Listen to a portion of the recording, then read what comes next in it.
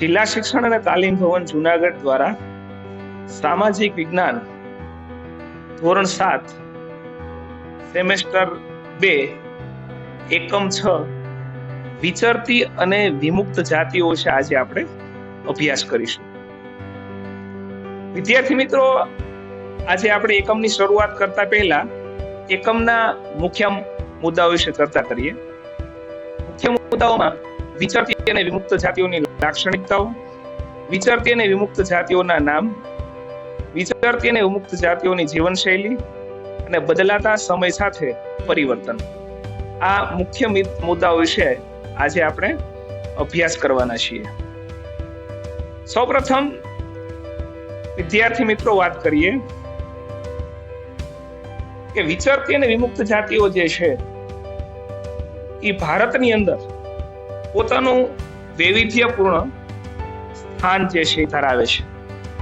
આપણો ભારત દેશ જે છે વિવિધતામાં એકતા ધરાવતો દેશ છે. ભારતની ભૌગોલિક પરિસ્થિતિ જોઈએ, એનું રહેઠાણ જોઈએ, એની વિવિધ પોશાક, રહેઠાણ, ખોરાક, આ બધી બાબતોમાં આપણને ક્યાંક ને ક્યાંક અલગતા જોવા મળે છે, વૈવિધ્ય વસ્તુ જોવા મળે છે. તો આવી જ વિચરતી અને વિમુક્ત જાતિઓ આપણા દેશની અંદર અલગ અલગ રાજ્યોમાં વસે છે. વિચરતી અને વિમુક્ત જાતિઓ જે છે એમનો વ્યવસાય શું હોય છે? તેઓ એક જગ્યાએથી બીજી જગ્યાએ ફર્યા કરે છે. એટલે કે તેઓ જે છે એનું સ્થાન કોઈ એક નિશ્ચિત હોતું નથી. આજે માની લો કે તે એક્ઝામ્પલ રીતે આપણે જોઈએ તો તે જુનાગઢમાં હોય, તો આવતીકાલે તે જેતપુરની અંદર પણ હોય છે. તો તેમ પોતાના વ્યવસાય માટે થઈ અને તેઓ ફરતા રહે છે. વાત કરીએ ઈસવીસન 1851 ક્રિમિનલ ટ્રાઇબ્સ એક્ટ 1871. વિદ્યાર્થી મિત્રો, જ્યારે ઈસવીસન 1857 ની અંદર જ્યારે સ્વાતંત્ર્ય સંગ્રામ થયો ત્યારે આ જાતિઓની ભૂમિકા જોતા તત્કાલ અંગ્રેજ સરકારે આ જાતિઓને અન્ય સમુદાયથી અલગ કરવા ઈસવીસન 1871 ક્રિમિનલ એક્ટ ટ્રાઇબ્સ એક્ટ હેઠળ તેઓને કેટલીક જાતિઓનો ખોટો આરોપ મૂકી ગુનેગાર સમુદાય તરીકે ઘોષિત કરી હતી અને તેનો અપ્રચાર ભાંડો ફૂટવામાં ઘણો સમય લાગ્યો અને તેથી આખા ભારતની અંદર વિચરતી જાતિઓમાં 28 જાતિઓ અને વિમુક્ત જાતિઓમાં 12 જાતિઓનો સમાવેશ કરવામાં આવ્યો હતો. ત્યારબાદ વિચરતી અને વિમુક્ત જાતિઓની લાક્ષણિકતાઓ વિશે વાત કરીએ. તેમની જીવન નિર્વાહ માટે એક જગ્યાએથી બીજી જગ્યાએ સતત પરિભ્રમણ રહે છે. વિદ્યાર્થી મિત્રો, આપણે જોઈએ છે તમારા માતા પિતા જે છે એ કોઈ પણ કામ ધંધા સાથે સંકળાયેલા છે, એમ આ લોકો પણ પોતાનું જીવન જે છે, આપણા જીવન જીવવા માટે આપણે આર્થિક બાબતોનો જે સામનો કરીએ છીએ કે જે કામ કરીએ એમાં આપણને વળતર મળે, બરાબર, જે પૈસા મળે, એમ જીવન નિર્વાહ માટે આ લોકોને પણ જે એને પૈસા જે છે, આવક માટે જે છે એ એક જગ્યાએથી બીજી જગ્યાએ સતત ફરતા રહેતા હતા. પોતાનો વ્યવસાય જે છે, કોઈ અલગ અલગ વ્યવસાય તેની અંદર હોય. આપણે જોઈએ તો ઘણીવાર જોઈએ તો તેઓ બળદ છે, ઘેટા છે, એવી વસ્તુઓ જે છે, પછી ઘણી બધી સૌંદર્યના સાધનો જે છે, આપણા વિસ્તારમાં ઘણીવાર મેં જોયા છે ચાકુ ને એવું બધું જે છે એ પણ વેચવા માટે આવતા હોય છે. તો આવા અલગ અલગ વ્યવસાયો જે છે તે લઈ અને પોતે પરિભ્રમણ જે છે એ કરતા રહે છે. જેમ કે સૌરાષ્ટ્ર હોય તો સૌરાષ્ટ્રના અમુક વિસ્તારોમાં ફરે, કચ્છનો વિસ્તાર હોય તો ત્યાં પણ ફરે. એટલે એનું કોઈ નક્કી ન હોય, વ્યવસાય માટે કોઈ પણ જગ્યાએ તેઓ ફરતા રહે છે. પોતાનું જીવન વન સંસાધન અને પશુપાલન આધારિત હોય છે. આ વિચરતી અને વિમુક્ત જાતિઓ જે છે, આમ જોઈએ તો જે જંગલો, બરાબર, જંગલોમાં બનતી જે અમુક જે વસ્તુઓ જે છે તેઓ ત્યાંથી ભેગી કરી અને પછી તેનો પણ વ્યવસાય કરે છે. જેમ કે જંગલોમાં જઈ અને ત્યાંથી અલગ અલગ પ્રકારની જે ઔષધિઓ જે મળતી હોય છે એ ત્યાં બજારમાં લઈ અને તેઓ વેચતા હોય છે. પશુપાલન આધારિત જે છે તો પશુપાલન ની અંદર તો મેં આગળ તમને વાત કરી પ્રમાણે કે ઘેટા છે કે એવી કોઈ વસ્તુઓ જે છે એનો છે વ્યવસાય જે છે કરે છે. એ ચીજ વસ્તુઓનું વિનિમય છે. વિદ્યાર્થી મિત્રો, અત્યારે આપણે જે ચલણ જે છે એ આપણા ભારતની અંદર જે રૂપિયો આપણા ચલણમાં જે છે, એક સમય એવો હતો કે જ્યારે કોઈ પાસે આ ચલણ એટલે કે રૂપિયા હતા પણ ઓછા રૂપિયા હતા, તો ત્યારે વિનિમય કઈ રીતે કરતા હતા? જ્યારે આ લોકો ગામડાની અંદર ક્યારે વ્યવસાય કરવા જાય, ખેડૂતો આગળ વ્યવસાય કરવા જાય, તો પોતે જે ચીજ વસ્તુઓ જે લઈને ગયા હોય એ ચીજ વસ્તુઓ જે છે એ કોઈ ખેડૂતોને આપે અને એના બદલામાં તેઓ અનાજ છે, ઘઉં છે કે પછી બાજરો છે કે એ વસ્તુઓ જે છે એની લેનદેન જે છે કરે છે. બરાબર. તો પહેલાના સમયની અંદર આવી રીતે વિનિમય જે છે કે વસ્તુઓના બદલામાં વસ્તુઓ આપવાનું જે છે એ આ વિચરતી અને વિમુક્ત જાતિઓની એક અગત્યની લાક્ષણિકતા છે તે કહી શકાય. ત્યારબાદ છે વિચરતી અને વિમુક્ત જાતિઓની અંદર તેઓ વસ્તુઓનું ખરીદ વેચાણ પણ કરતા. મેં આગળ વાત કરી પ્રમાણે વિનિમય જે મુદ્દો લીધો એ પ્રમાણે કે ખરીદ વેચાણ પણ કરતા. તેઓ કોઈ ગામડે જાય તો ઘણીવાર એવું, મેં મારા ગામનું તમને ઉદાહરણ આપું તો મેં પણ એવું જોયેલું છે કે આ જાતિઓ જે છે કોઈ ગામનો સીમાડો હોય એ ગામના સીમાડે આવી અને તે પોતે બળદ છે, ગાડા છે, આવું બધું લઈ અને આવે અને અઠવાડિયું 15 દિવસ જે સીમાડાએ બેસે અને કોઈ આગળ સારા બળદ હોય તો ખેડૂતોને તે બળદો વેચે છે. બરાબર. અને ખેડૂતો આગળથી આ બળદો પાસે લે પણ છે. આવી રીતે વ્યવસાય જે છે કરતા. ત્યારબાદ છે જાનવરોને સૌંદર્ય પ્રસાધનોનો વેપાર. મેં આગળ તમને વાત કરી પ્રમાણે કે જે ગામડાની અંદર આવી રીતે જે જાનવરો જે છે, બળદ છે, ઘેટા બકરા જે છે એનો પણ વ્યવસાય કરતા અને સૌંદર્ય જે કટલેરીની બાબતો જે છે એના પણ તેઓ જે આ સૌંદર્યના સાધનો જે છે એવા લઈને આવતા અને તેનો વ્યવસાય જે છે કરતા. ત્યારબાદ છે વિચરતી અને વિમુક્ત જાતિઓનું નામ. તો આ જાતિઓમાં કઈ કઈ જાતિઓ આવે છે તેમના વિશે આપણે જોઈએ. બરાબર. આમાં સાંચી, કંજર, વણઝારા, કર્કમુંડી, હરણ, શિકારી જેવા સમૂહને વિચરતી અને વિમુક્ત જાતિઓમાં મૂકી તેમના વિકાસ માટે સરકારે ખાસ પગલાં ભર્યા છે. વિદ્યાર્થી મિત્રો, આ એક સમયે જ્યારે આપણો દેશ જ્યારે 15મી ઓગસ્ટ 1947માં આઝાદ થયો એ પછી જ્યારે આપણા દેશની આગળ જે વિકાસની જે વાત કરવામાં આવે તો ઘણી બધી ત્યારનો જે સમય હતો ત્યારે ઘણી બધી જે આવી જાતિઓ જે છે એકદમ પછાત હતી. બરાબર. તો એના માટે થઈ અને સરકારે વિવિધ પગલાં જે છે ભર્યા. તો એના માટે સૌપ્રથમ સરકારે 2008 ની અંદર એક જ્યારે વિસ્તૃત અહેવાલ એટલે કે રિપોર્ટ તૈયાર કરાયો. બરાબર. અને એના ઉપરથી આ લોકોને ક્યાં અધિકાર આપવા તે પણ નક્કી કરવામાં. જ્યારે ઈસવીસન 1952 ની અંદર આ બધી જાતિઓ જે અલગ અને વિચરતી અને વિમુક્ત જાતિઓની યાદીમાં હતી ત્યારે એમના બાળકોને સારી રીતે શિક્ષણ મળે એના માટે થઈ અને આશ્રમ શાળાઓ અને છાત્રાલયોની સરકારે સ્થાપના કરી, જેથી કરી અને તેમના બાળકો જે છે સારું શિક્ષણ જે છે એ મેળવી શકે. ત્યારબાદ ભારતની અંદર આવી બીજી ઘણી બધી જે જાતિઓ જે છે, જેમ કે ભારતની અંદર વિચરતી જાતિઓમાં અઘોરી, બહુરૂપી, વણઝારા, બરંડા, ભામટા, ભોળી, ચિતોડિયા, હેલવા, ઈરાની, જાતિગર, કોટવાડિયા, બેરાગી, પારખી, તલવાર, કામતી વગેરે. તો આ આખા ભારતની અંદર અલગ અલગ જગ્યાએ આ પ્રકારની જે જાતિઓ જે છે આપણને જોવા મળે છે. ત્યારબાદ ગુજરાતની વાત કરીએ તો ગુજરાતની અંદર પણ અલગ અલગ જાતિઓમાં જે બજાણી છે, ગારુડ જે છે, વાંસફોટા, ભવૈયા, રાવળ, કાંગસિયા, સલાટ વગેરે જાતિના લોકો જે છે એ જોવા મળે છે. વિમુક્ત જાતિઓની વાત કરીએ તો શારા છે, દફેર છે, મિયાળા છે, વાઘેર, દેવી પૂજક વગેરે જાતિઓ આપણને એ જોવા મળે છે ગુજરાતમાં. ભારત સરકારે અતિ પછાત અને વધુ પછાત જાતિમાં મૂકી તેમના માટે વિશિષ્ટ યોજનાઓ બનાવી છે. મેં આગળ તમને વાત કરી પ્રમાણે કે સરકાર જે છે આવી જાતિઓ જે છે એમના માટે સરકાર પણ પ્રયત્નશીલ છે. ત્યારબાદ તેમની જીવનશૈલી વિશે વાત કરીએ તો એમાં અલગ અલગ જ્ઞાતિઓ જે છે એમાં અમુક પ્રકારની જે અહીંયા જાતિઓ વિશે આપણે વાત કરીશું આજે. વિદ્યાર્થી મિત્રો, સૌપ્રથમ એમાં વાત કરું તો દેવી પૂજક. દેવી પૂજક જે છે એ ગુજરાતના વિમુક્ત જાતિઓ પૈકી દેવી પૂજક રાજ્યના મોટા ભાગના વિસ્તારોમાં જોવા મળે છે.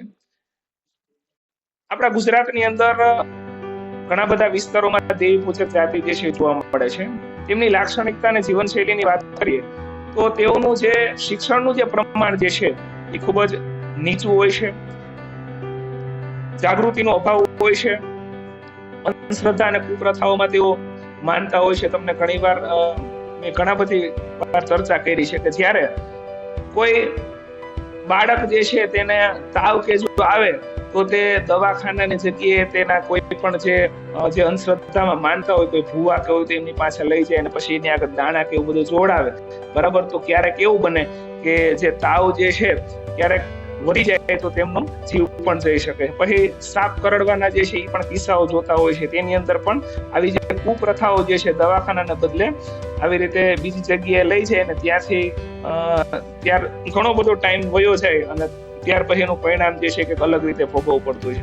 સમાજમાં ગરીબી હોય છે, તેઓ પહેલેથી જ આમ જોઈએ તો શિક્ષણનું પ્રમાણ ઓછું હોવાથી સમાજની અંદર જે પરિવર્તન આવવું જોઈએ તેમાં ખૂબ જ પ્રગતિ તેની ધીમી લાગે છે.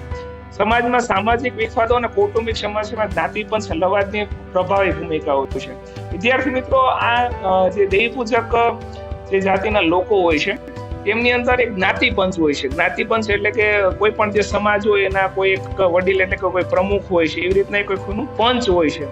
અને આ પંચ જે છે એ એનામાં સર્વશ્રેષ્ઠ હોય છે કે એ એમ કહે કે ભાઈ આ વસ્તુ જે છે આવી રીતે જ કરવાની છે અને જે પણ એના નીતિ નિયમો બન્યા હોય એ પ્રમાણે એ નીતિ નિયમોનું તેને પાલન કરવાનું હોય છે. એટલે એની ભૂમિકા જે છે એ પ્રભાવી ભૂમિકા જે છે જોવા મળે છે.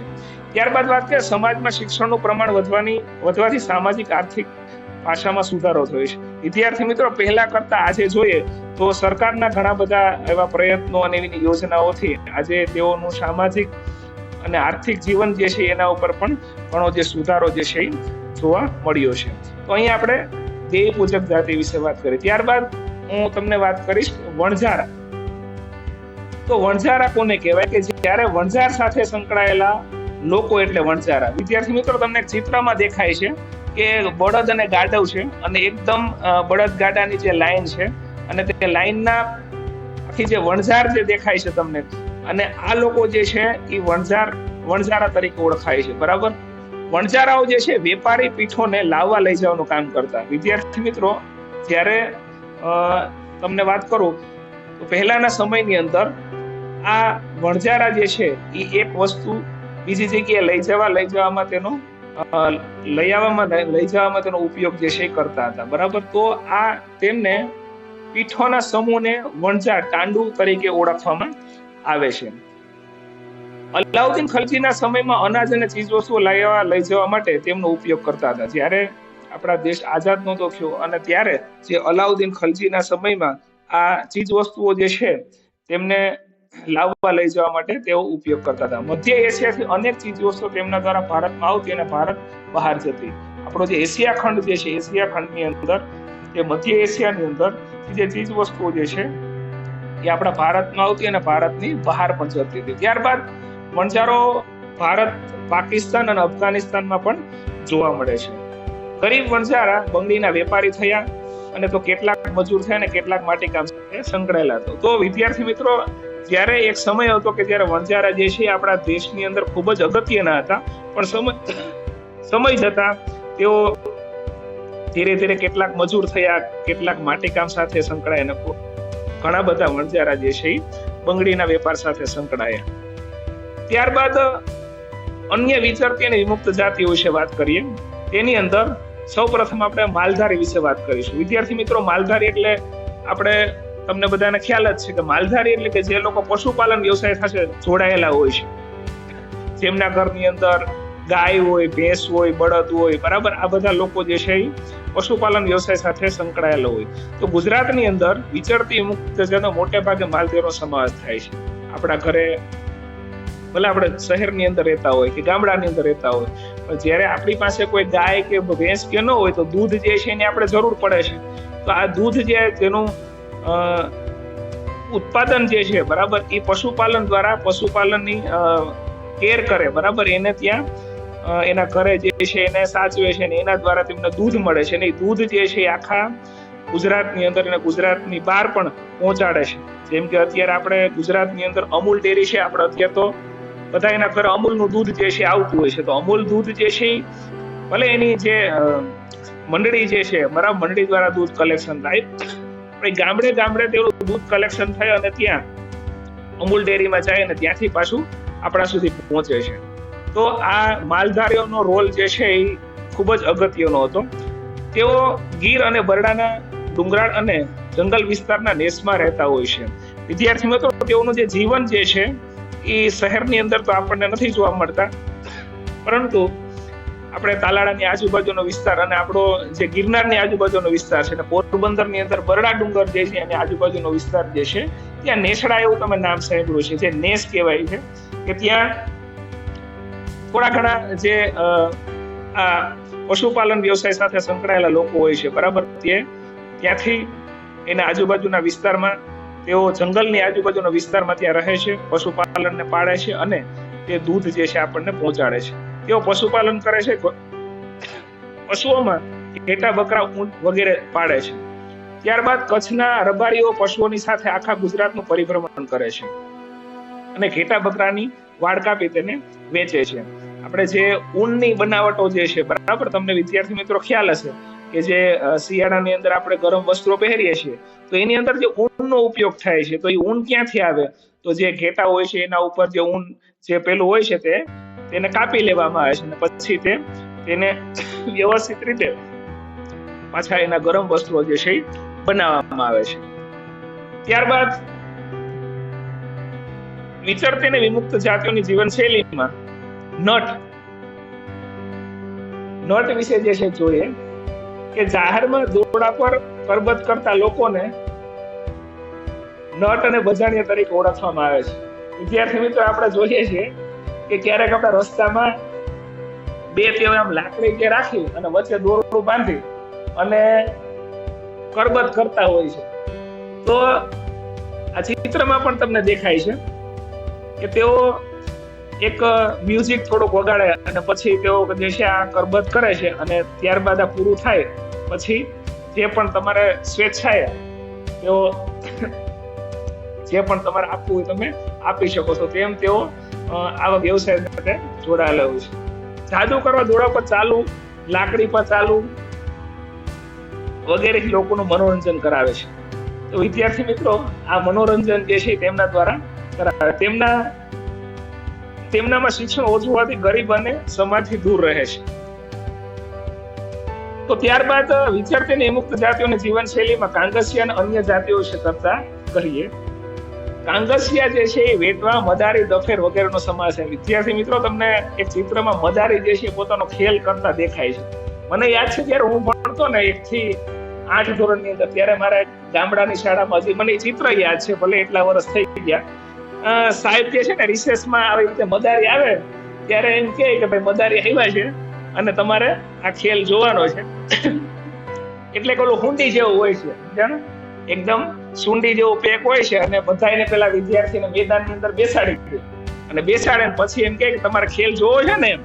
એટલે પછી સુંડી કાઢે અને તેની આગળ પેલી વાંસળી હોય છે એ વગાડે અને પછી સાપ જે છે એ પોતાની જે આગવી શૈલીમાં પેલું જે નાચે છે બરાબર. તો આ અને પછી પૂરો થાય પછી એમાં અમે 25 પૈસા 50 પૈસાની એવી રીતે આપતા બરાબર. તો આવી રીતે આ મદારીનો ખેલ જે છે એ વર્ષો પહેલા જોતો, અત્યારે તો મોબાઈલના જમાનામાં કદાચ તમને આ જોવા નહીં મળે. ત્યારબાદ કબીલા પ્રથામાં રહેવાનું વધુ પસંદ કરતા. વિદ્યાર્થી મિત્રો, ત્યારે સંયુક્ત જે પરિવાર જે છે એ એકદમ સંયુક્ત પ્રથામાં જે છે માનનારો હતો. સમાજથી તેઓ દૂર રહે છે. સમાન જીવનશૈલી, ભાષા, ખોરાક અને પહેરવેશ જોવા મળે છે. આ લોકોમાં સમાન પહેરવેશ જોવા મળે છે. પછી છે હવે વિદ્યાર્થીઓ બદલાતા સમય સાથે પરિવર્તન. સરકારના પ્રયત્નો દ્વારા વિચરતી અને વિમુક્ત જાતિનો સામાન્ય પ્રવાહ સાથે ભેળવવાના પ્રયત્નો થયા છે. એક સમય જ્યારે આઝાદી પછી આ જાતિઓ ઘણી દૂર હતી, પરંતુ સરકારના પ્રયત્નો દ્વારા તેમને આગળ લઈ આવવાના ખૂબ સારા પ્રયત્નો થયા છે. શિક્ષણ, સ્વચ્છતા અને સ્વાસ્થ્ય, મકાન જેવી સવલતો પણ પૂરી પાડવામાં આવે છે. સરકારે વિજ્ઞાન ટેકનોલોજી સાથે તેઓને સાંકળીને તેનો યથોચિત વિકાસ કરવાનો પ્રયત્ન કર્યો છે. તો વિદ્યાર્થી મિત્રો, હવે આપણે અહીં થોડાક તમને પ્રશ્ન પૂછીશું, જવાબ આપશો ને? સારું, હાલો તો સૌ પ્રથમ પહેલો પ્રશ્ન પૂછું તમને બધાને. વણજારા સાથે નીચેનામાંથી કઈ બાબત સુસંગત નથી?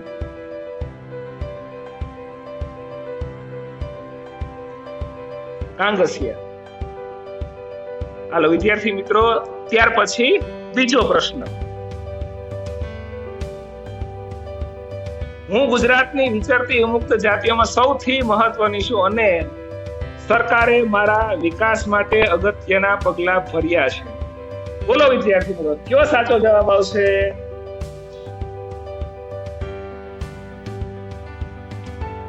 માલધારી. ત્યારબાદ ત્રીજો પ્રશ્ન. ગીરના જંગલના પશુઓને ચરાવતા ગોવાળો કઈ જાતિના હશે?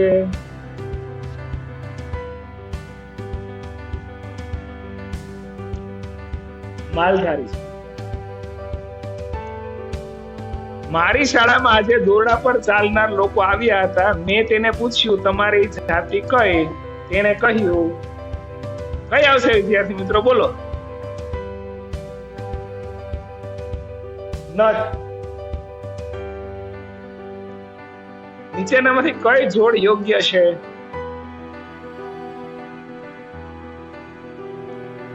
દેવી પૂજક, જે ઉદ્યોગ સાથે સંકળાયેલા છે.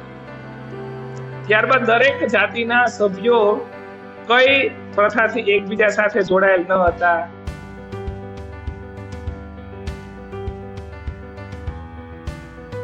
વ્યવસાય. નીચેનામાંથી કઈ જાતિ માટે સરકારે 2008માં એક વિસ્તૃત રિપોર્ટ તૈયાર કરાવ્યો હતો?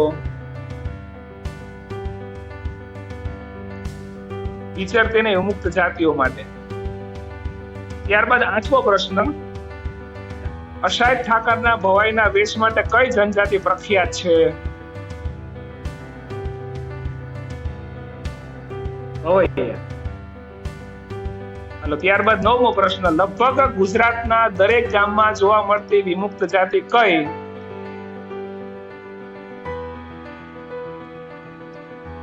દેવી પૂજક. ત્યારબાદ છેલ્લો પ્રશ્ન. ભારત અને પાકિસ્તાન સુધી જોવા મળતી આ જનજાતિ અત્યારે બંગડી અને કાંચકીના વેપાર સાથે સંકળાયેલ છે. બોલો વિદ્યાર્થીઓ, સાચો જવાબ કયો આવશે? વણજારા. તો મજા આવી ને વિદ્યાર્થી મિત્રો? ખૂબ ખૂબ આભાર.